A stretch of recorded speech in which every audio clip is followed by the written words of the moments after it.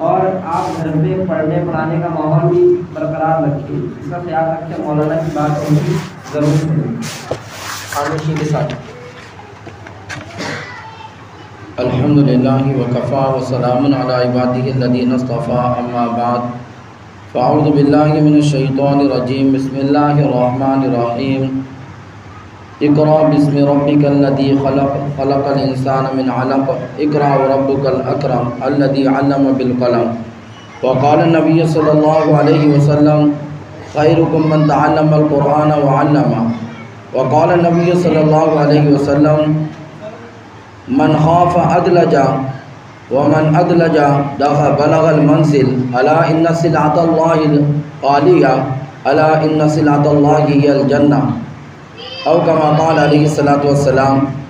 मेरी माओ बहनों, मकसद ज़िंदगी अल्लाह की बंदगी, मकसद हयात अल्लाह की याद, ज़िंदगी आमद बराए बंदगी, ज़िंदगी बेबंदगी शर्मिंदगी। अल्लाह तबारक व तआला ने इस दुनिया के अंदर हम तमाम को अपनी शरीयत का, अपने अहकाम का पाबंद बनाकर भेजा है। हमें इस दुनिया के अंदर अपनी मर्ज़ी वाली ज़िंदगी नहीं गुजारना, हमें इस दुनिया के अंदर अपनी चाहत वाली ज़िंदगी नहीं गुजारना। और मेरी माओ बहनों, ये बात अच्छी तरह ज़हन नशीन कर लो कि हम इस दुनिया के अंदर ऐश करने के लिए नहीं आए। यह दुनिया ऐश की जगह नहीं है, यह दुनिया तो इम्तिहान की जगह है, यह दुनिया तकलीफ़ों की जगह है।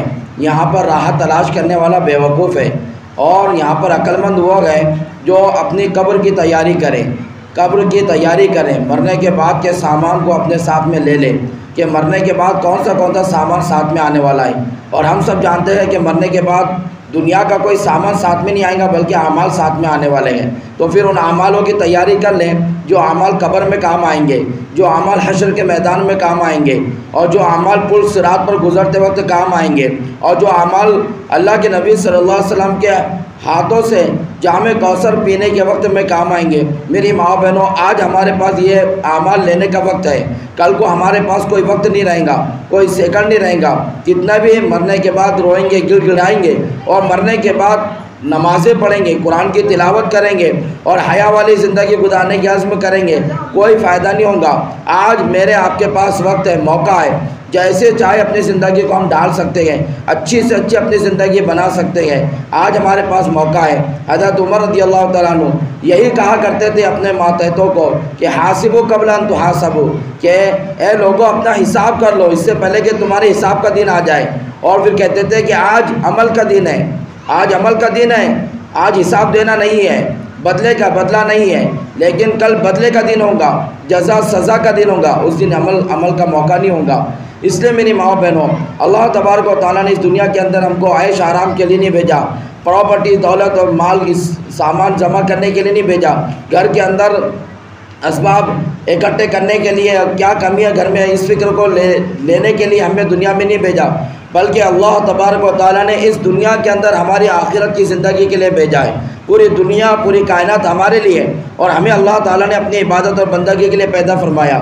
इसलिए मेरी माँ बहनों, सबसे पहली ज़िम्मेदारी कि हम अपने आप को अल्लाह के हुक्मों का पाबंद और नबी की शरीयत का पाबंद बनाएं, हलाल हराम की तमीज़ वाली ज़िंदगी गुजारें, शर्म व हया का दामन अपने हाथ से छूटने ना दें, हया का दुपट्टा सर से गिरने ना दें, पाक दामनी वाली ज़िंदगी, फ़ातिमा रज़ियल्लाहु तआला अन्हा जैसी ज़िंदगी, आयशा रज़ियल्लाहु तआला अन्हा जैसी ज़िंदगी, जैसे अल्लाह वालिया ज़िंदगी गुजार कर गए, ऐसी ज़िंदगी गुजारना है। इसी के साथ में मेरी माँ बहनों, अल्लाह तबारक व तआला ने औलाद की शक्ल में बहुत बड़ी नेमत दी है, बल्कि अल्लाह ताला ने इसको अपना हदिया और तोहफ़ा कहा है कि अल्लाह तबारक व तआला जिसको चाहते हैं यहाबु लिमन यशाउ इनासा व यहाबु लिमन यशाउ दुकुर औ युज़व्विजुहुम दुक्राना व इनासा व यजअलु मन यशाउ अक़ीमा, कि अल्लाह ताला जिसको चाहते हैं लड़के, जिसको चाहते हैं लड़कियां देते हैं, जिसको चाहते हैं लड़का लड़की दोनों अता फरमाते हैं और जिसको चाहते हैं इन दोनों नेमतों से महरूम कर देते हैं।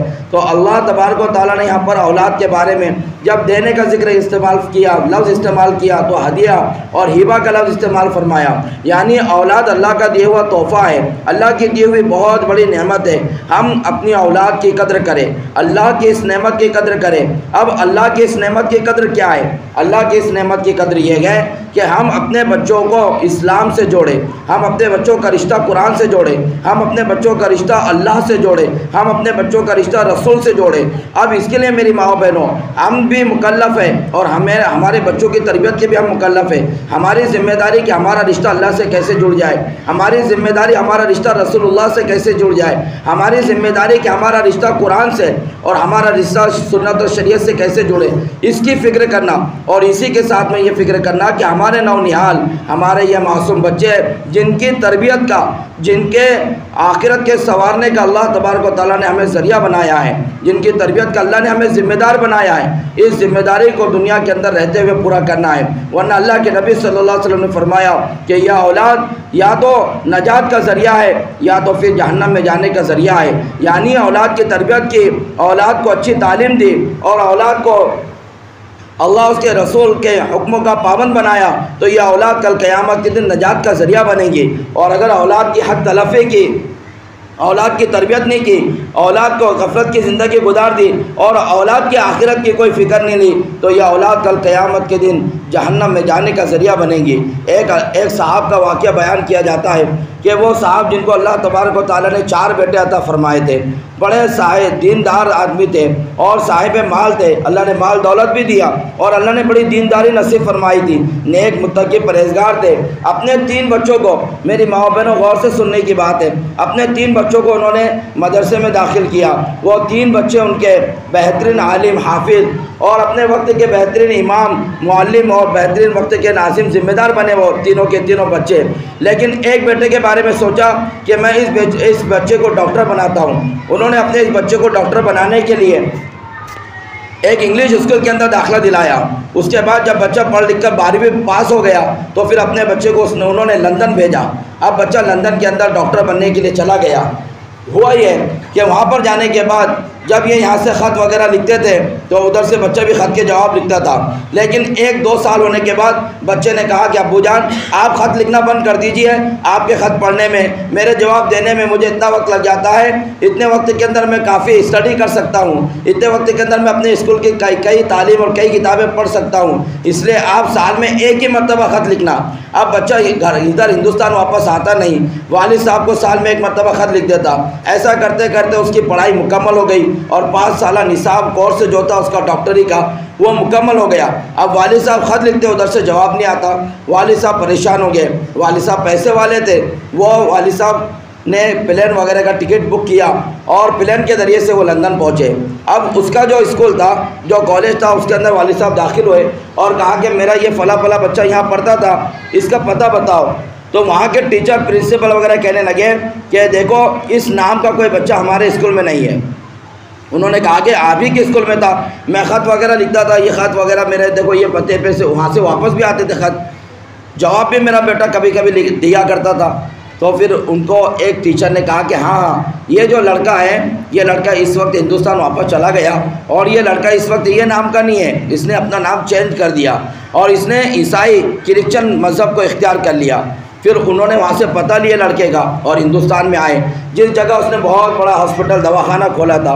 अब वालिद अपने तीनों बच्चों के साथ, 3 बच्चे आलिम और ये वालिद साहब, ये चारों के चारों लोग अपने भाई, अपने बेटे से मिलने के लिए उसके हॉस्पिटल दवाखाने में गए। जब वहाँ पर ये लोग पहुँचे तो कहा कि डॉक्टर साहब अभी आए नहीं। ये लोग इंतज़ार करने के लिए कैबिन में बैठ गए। जब डॉक्टर साहब आए तो ये देखकर खुश हो गए कि माशाल्लाह मेरा बेटा डॉक्टर बन गया।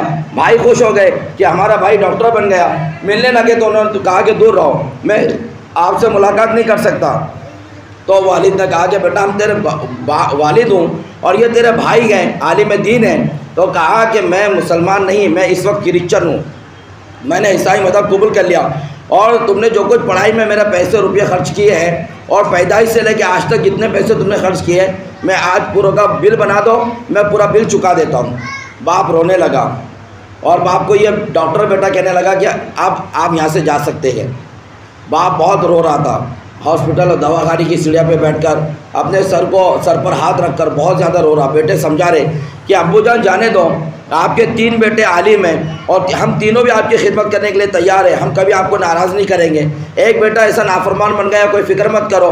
बाप को तसल्ली दे रहे तो कहा कि बेटा इस ताल्लुक़ से फ़िक्र नहीं हो रही कि मेरा एक बेटा चले गया, मुझे छोड़ दिया, मुझे इसकी फ़िक्र नहीं है, मुझे फ़िक्र इसकी है कि कल क़यामत के दिन अल्लाह के दरबार में, अल्लाह की अदालत में अगर मेरा दामन पकड़ लेगा और कहेगा कि अब्बू जान आपके 4 बेटे थे, आपने 3 बेटों का आलिम हाफिज बनाया और मुझको डॉक्टरी के अंदर डाल दिया, क्रिश्चनों के ईसाइयों के स्कूलों में डाल दिया और क्रिश्चन और ईसाइयों की किताबें मैंने पढ़ी, उनके मज़हब को मैंने इख्तियार कर लिया।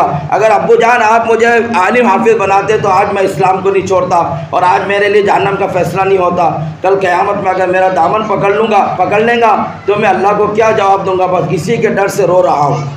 इसलिए मेरी माँ बहनों, कल क़यामत में यह औलाद हमारा दामन पकड़ ले, इससे पहले आज हम अपने बच्चों को मकतब में दाखिला दिलाएं, अपने बच्चों को मकतब के अंदर रोज़ाना रवाना करें और इसी के साथ में सिर्फ मकतब के ऊपर मकतब ही के इक्तफ़ा ना करो, बल्कि अपने घर पर बच्चों की तालीम की तरबियत की फ़िक्र करें। हम घर में इस तरह रहें कि हमारे रंग ढंग बच्चे सीखते हैं तो हम अच्छे से रहें, झूठ ना बोलें, ग़ीबत चुगली, एक दूसरे की बुराई दिल के अंदर ना रखें। हमारे बुराइयाँ और हमारे गंदी आदतें और बुरी आदतें बच्चों में मुंतकिल हो जाती है, हमें पता भी नहीं चलता, लेकिन बच्चे एक्टर होते गए, माँ बाप को जैसा करते देखते बच्चे वैसे बनते जाते गए। तो हम अपने बच्चों के साथ में अच्छा सलूक करें, उनके घर पर भी तरबियत की फ़िक्र करें, तो कल क़यामत के दिन फिर यह औलाद हमारे लिए नजात का ज़रिया बनेगी। अल्लाह के रसूल ने एक मरतबा यह भी फरमाया था कि बेहतरीन सदका जो है सदके जारिया, वो नेक औलाद को दुनिया में छोड़ कर चले जाना है कि जब तक ये नेकी की ज़िंदगी गुजारेंगे माँ बाप को मरने के बाद सवाब मिलता रहेगा, जब तक औलाद नेकी पे चलेंगे माँ बाप के लिए सदके जारिया रहेंगे। अल्लाह तबारक व तआला कहने सुनने से ज़्यादा अमल की तौफीक अता फरमाए। अल्लाह तबारक व तआला हमारा रिश्ता कुरान और हदीस से और दीनी तालीम से और अल्लाह उसके रसूल से मजबूत फरमाए। व आखिर दावाना अल्हम्दुलिल्लाहि रब्बिल आलमीन। आज के जलसे में हमें चंद अहम पैगाम मिले हैं। सबसे